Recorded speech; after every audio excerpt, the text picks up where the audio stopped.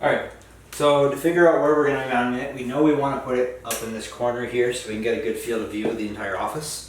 But what I'm going to do is I'm going to connect the camera to the power and then configure it on my phone so I can actually see what I'm going to be doing and what I'm going to actually see. So I've already got the adapter plugged in. I got my extension cord all set up, ready to go. So plug it in.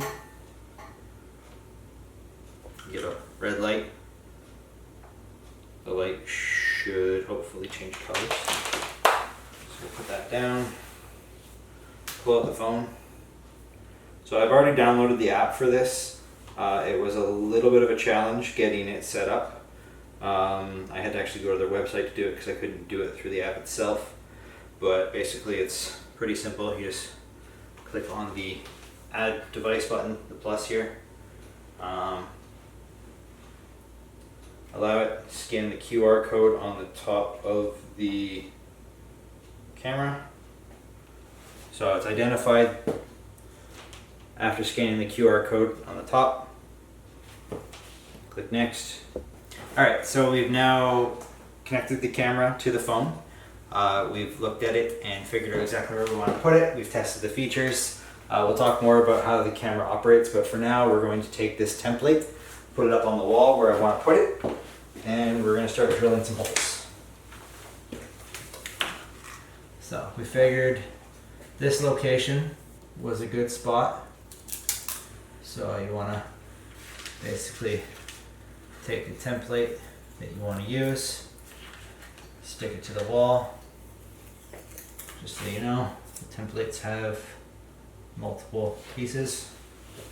Just make sure it's in the right spot before we start drilling any holes.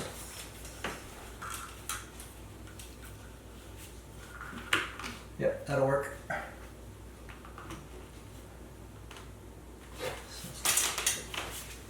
For this installation, I decided to do a wall mount because the wall mount allows for more degrees of freedom, whereas the ceiling mount only allows you to pivot. The angle will be fixed.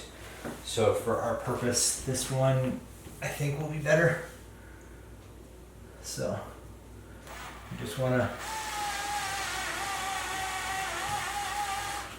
drill.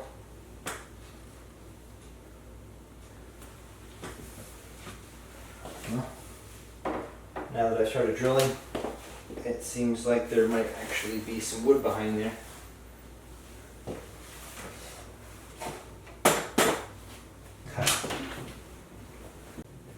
Alright, so if you're putting in a corner, there may or may not be studs here. So I'm just getting it lined up. Now there is a cable guide at the top and bottom of this. So once you get it attached to the wall, you'll have to take the bracket back down and run the cables.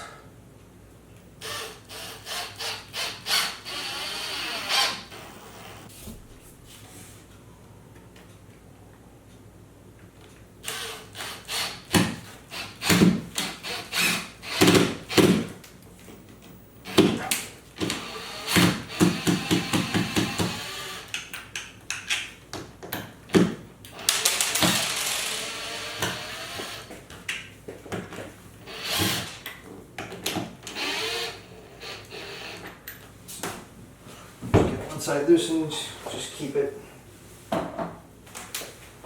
there. Now we're going to take our camera, which is attached to our mounting bracket,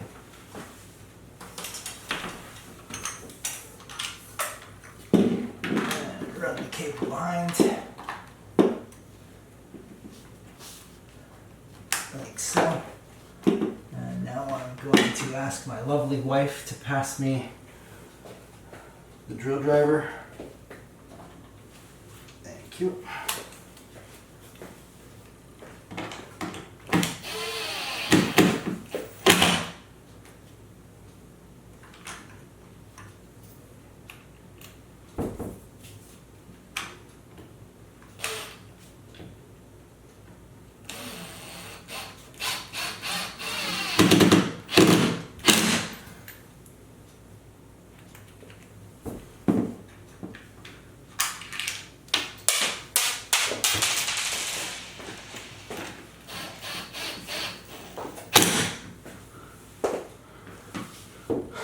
always good to have a helper.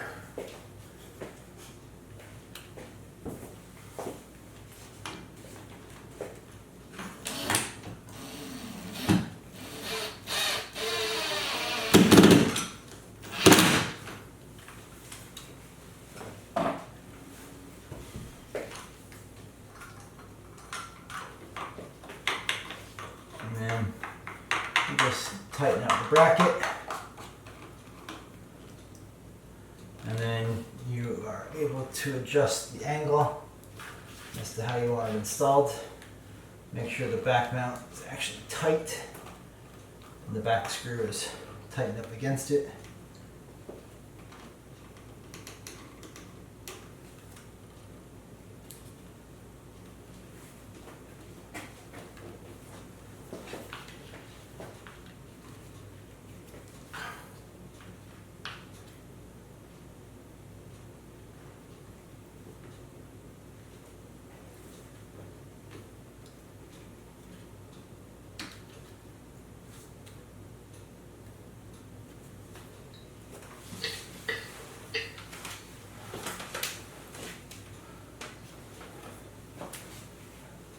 And that's the installation.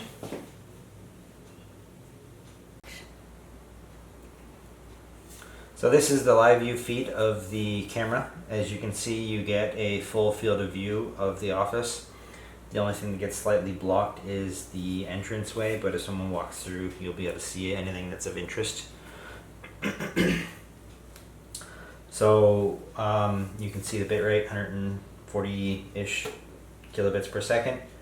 Kilobytes per second. It displays a time and date stamp for you. When you go into some of the menus here, you can turn on to record manually if you want. You can speak. You can take a picture. It does have a siren.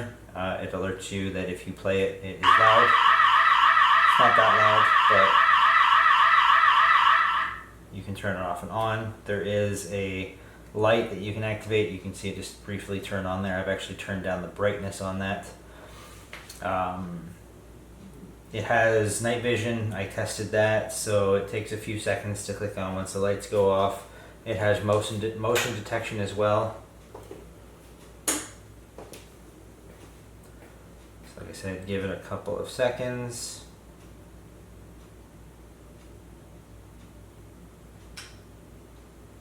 So there you go. The night vision just turned on.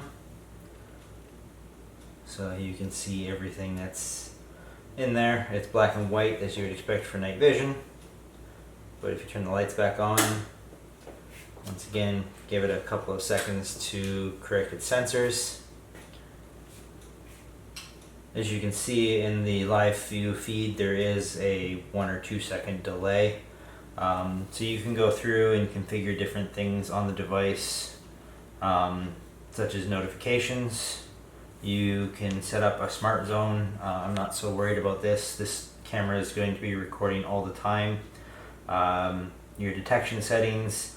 So the first thing that I noticed when we walked in the room, the warning LED lights would turn on. So I've disabled that because I don't want the lights turning on and off all the time when her clients are coming in. You can set up the sensitivity from 1 to 6 for the motion sensitivity. Once again, since this is recording 24/7, I'm not so worried about it. You can activate the siren if motion is detected, or you can turn off motion detection altogether. You can change the brightness of the light. Like I said, I turned it down to the minimum because we're not really using that feature. Night vision, you can go in and turn it to automatic night vision, so it'll switch on and off depending on whether the lights are on or if there's any sunlight. For a continuous recording schedule, you can set up a recording schedule for each and every single day. As you can see, I've got it filled up for the entire day, every day of the week, so it's just going to record continuously.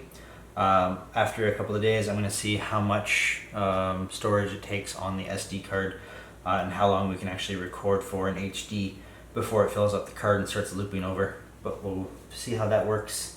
For storage, you can see here that I've used 300 meg for the recording so far.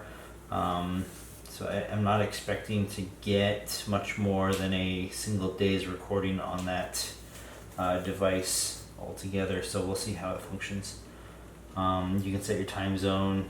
You can turn the camera LED on and off. If you install it upside down, you can rotate the camera. You can share it with other people. You can check if your firmware is up to date, things like that. So when you go in here, you can look at your actual timeline. This is from back when I was installing, configuring the camera and everything else, so you can see all of that. But this is where you can actually view everything that you've recorded so far. So this is just recently. So this was just 2 minutes ago as I was recording. So it's recording continuously, as you can see. And that's about it for the entire camera. So once again, thank you very much for watching this video. I hope you enjoyed. If you'd like to know any more information about the camera system, I will update you later on as to how the performance is and how long I can record on a single 16 gig SD card. So there will be a little bit more information later on. Once again, thank you for watching this video, and hopefully you enjoyed this. Please like and subscribe to TechG. Have a good day.